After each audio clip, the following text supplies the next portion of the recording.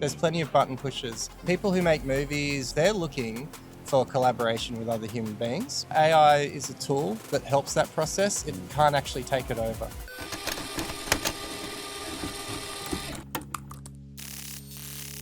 Everyone's worried about AI replacing VFX artists, but this fear isn't new.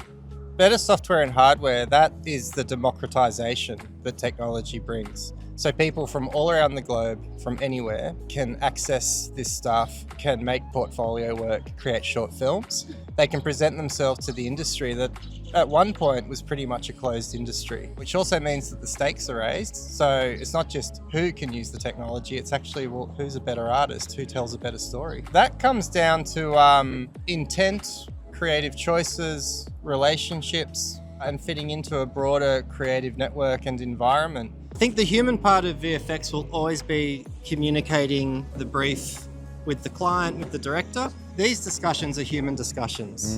And a director or a client in whatever industry you're in, they want to work with someone who they know they can talk to find the outcomes. They don't necessarily know what they want. You need to help them arrive at what they want. And that's a human process.